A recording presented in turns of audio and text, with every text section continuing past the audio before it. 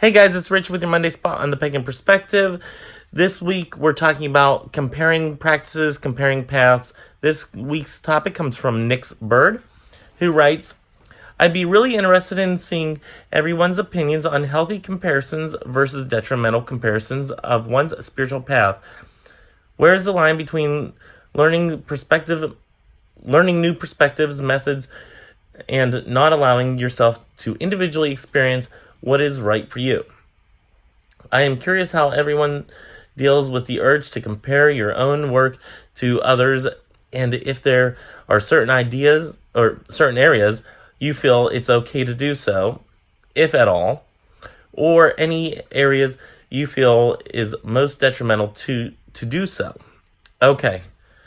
It goes on to speak about this, and I might read some more of this, but let me answer some of these questions in of this first paragraph here, and then we might come back to the second and third paragraph. So, healthy comparisons. I don't really like to compare my practice to another person's. It becomes a little too much.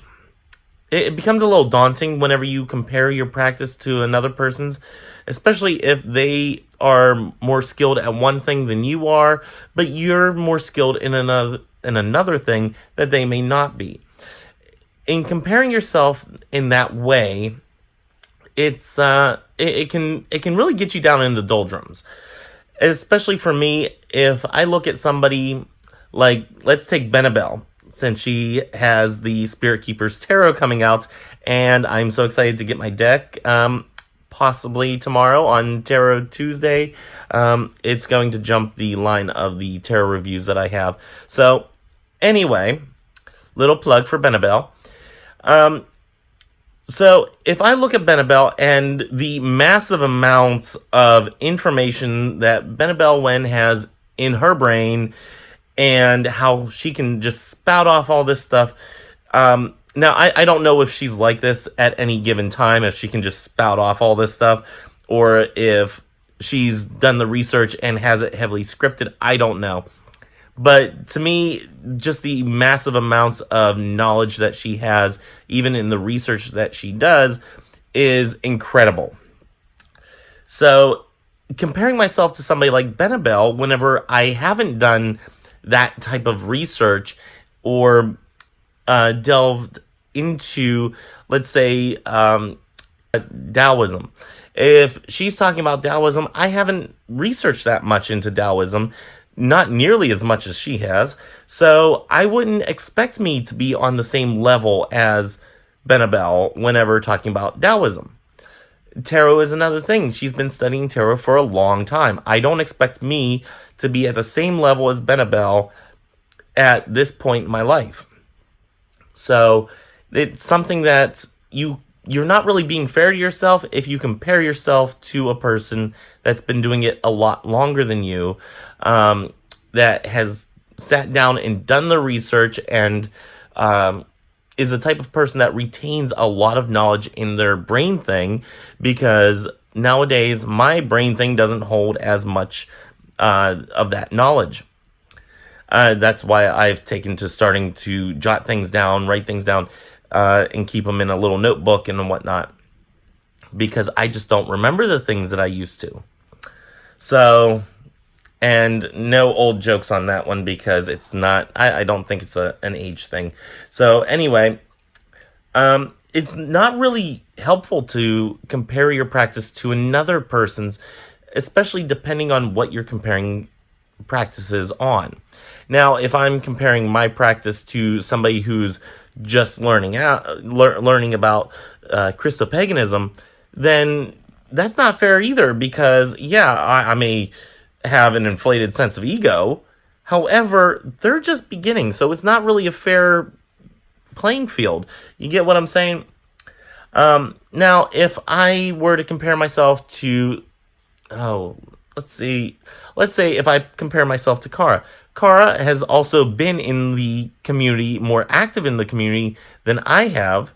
So again, I wouldn't expect me to know some of the things that she does. However, whenever she comes to me, she might ask me, okay, what are your thoughts on this? And, I'll give her my thoughts. But, I mean, it's not like we're sitting there, philosophizing all the time, but, she can come to me if she reaches a blockage. If she's like, I'm just trying to word something this way, I'm trying to figure out how I'm supposed to think about this, she could say that to me and I would be there to help her out. But I wouldn't expect me to know the same amount of reclaiming as she does because she's more involved in it. Again, I wouldn't expect her to know as much about Christopaganism as me because she doesn't practice that. So that's something that it's really unfair if you put somebody on the same, even if you're around the same amount of years in your practice. I think Cara has a few years on me still, but I don't think it's fair to, even whenever you're close in years of practice, to really compare each other. So I don't think that's. I think we don't do ourselves. I don't think we do ourselves justice in comparing ourselves to somebody else that's either been with it longer or even with somebody that's been with it, the same amount of time as us. So I don't think it's really fair because we all have different experiences and we all bring something different to the table. I know Cara has gotten more into tarot, and up until I think a couple years ago, she started doing tarot. And I started, I think maybe a year or so before her. Actually just seriously sitting down and getting serious about my tarot practice. I wouldn't expect her to sit there and know everything that I know about tarot, or to even have the same associations with the symbols that I do. Cara's a very intelligent person, so it's not fair for me to compare myself to her. And we see things differently, so it wouldn't be fair for her to compare herself to me. So, yeah. Anyway, that's on the first paragraph. Are there any, let's see. Are there certain areas where you feel it's okay to do so?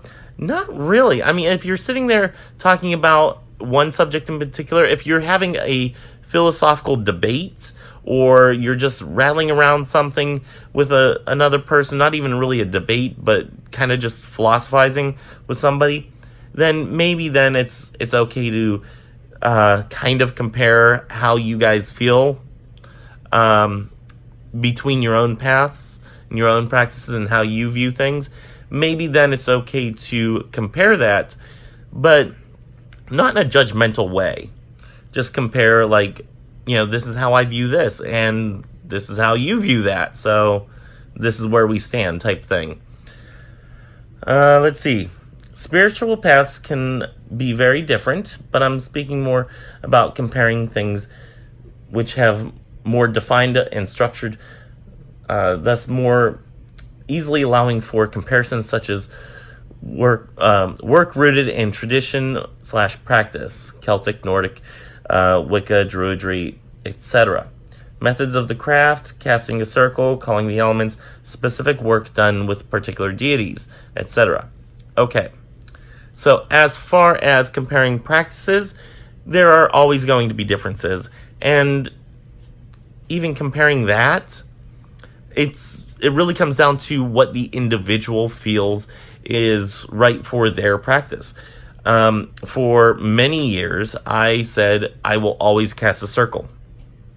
It's something that always was a definite for me. And now I don't really cast a circle as much. So, yeah, I mean, these are things that you may continue to do the rest of your life in your practice, or these are things that may go by the wayside in your practice just because they're not as relevant to your practice as they once were. Don't get me wrong, there are still times where I will still physically walk a circle, but for the most part, it's not always needed for everything that I do. So, calling the elements, stuff like that. Yeah, I mean, that's still, it's stuff that, if it comes down to the individual and how they feel that they need to practice their practice. Sometimes I think comparison can spur growth. Before, it's helped me rethink certain things I do and even change my perception and methods for the better. This is what I was talking about earlier whenever you're having these philosophical debates with somebody. If you're going back and forth and talking about something and you're like, that's a really good point. I'm going to use that. I'm going to file that away back in the back of my brain thing, and I'm going to go ahead and use it at a later date. That's one thing.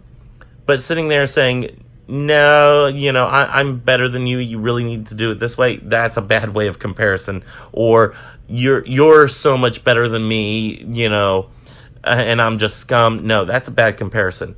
Comparing each other in a way of promoting growth is totally cool, and I'm totally behind that type of comparison.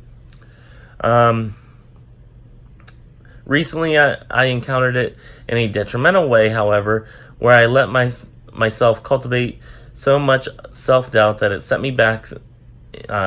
It set back my spiritual growth and work until I had overcome it. Yes. And that's why I say not to really compare yourselves in a judgmental way. So I was curious if anyone else had these problems or thought it was a worthwhile topic. Thanks for your time. So yes, this is a very worthwhile topic. It's something that whenever you sit and you really start going, inch by inch with somebody, you can really see that you're better at certain things that they're not as good at, and they're better at certain things that you're not good at. So in the end, it comes out as a wash, and that's okay. And it's okay to say that, hey, I lack in this, but I make up for it in this. So, yeah, just saying. Whenever, excuse me, whenever you're having these comparison times, like I've said before in this video, is not to sit there with the overly judgmental way of thinking of, now I'm scum because I'm nowhere even close to that. So don't think of yourself like that. Handle yourselves with a little bit more of a kid's glove. We take so much and we are so hard on ourselves a lot of times that we need to just be nicer to ourselves. So that's all that I have for this week. Until next time, may you have love, hugs, and ladybugs. Bye-bye.